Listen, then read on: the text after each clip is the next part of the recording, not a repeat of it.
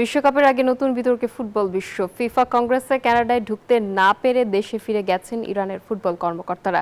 একই সময় বিশ্বকাপ নিরাপত্তায় $145 মিলিয়ন বরাদ্দ দিয়েছে কানাডা।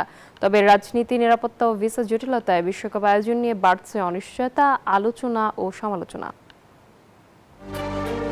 ফিফা বিশ্বকাপের আগেই মাঠের বাইরে তৈরি হয়েছে নতুন উত্তেজনা। ইরান ফুটবল ফেডারেশনের প্রতিনিধি দল কানাডার টরন্টো বিমানবন্দরে পৌঁছেও অভিবাসন জটিলতা ও অসদাচরণে ফিরে যেতে বাধ্য হয়েছে। প্রতিনিধি দলে ছিলেন ইরান ফুটবল ফেডারেশনের সভাপতি মেহেদি তাজ সহ শীর্ষ কর্মকর্তারা। তাদের অভিযোগ, অভিবাসন কর্তৃপক্ষের আচরণ ছিল অগ্রহণযোগ্য, ফলে তারা ভ্যাঙ্কুভারে অনুষ্ঠিত ফিফা কংগ্রেসে অংশ নিতে পারেননি।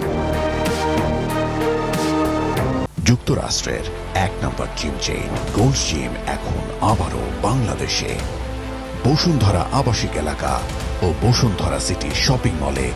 কানাডা সরকার স্পষ্ট জানিয়ে দিয়েছে, ইরানের বিপ্লবী গার্ডের সঙ্গে সংশ্লিষ্ট ব্যক্তিরা দেশটিতে অগ্রহণযোগ্য। 2024 সালে এই বাহিনীকে সন্ত্রাসী সংগঠন হিসাবে তালিকাভুক্ত করার পর থেকে এমন অবস্থান আরও কঠোর হয়েছে। ফলে বিশ্বকাপে ইরানের অংশগ্রহণ, ভিসা ও যাতায়াত নিয়ে তৈরি হয়েছে নতুন শঙ্কা। বিশ্বকাপকে সামনে রেখে নিরাপত্তা আরো জোরদার করতে $145 মিলিয়ন বরাদ্দ দিয়েছে কানাডা সরকার। টরন্টো ও ভ্যাঙ্কুভারে অনুষ্ঠিত 13টি ম্যাচকে ঘিরে এই বাজেট ব্যয় হবে। আয়োজক হিসেবে যুক্তরাষ্ট্র ও মেক্সিকোর সঙ্গে যৌথভাবে নিরাপদ ও সফল টুর্নামেন্ট আয়োজনই এখন বড় চ্যালেঞ্জ। মাহাদি হাসান, নিউজ 24।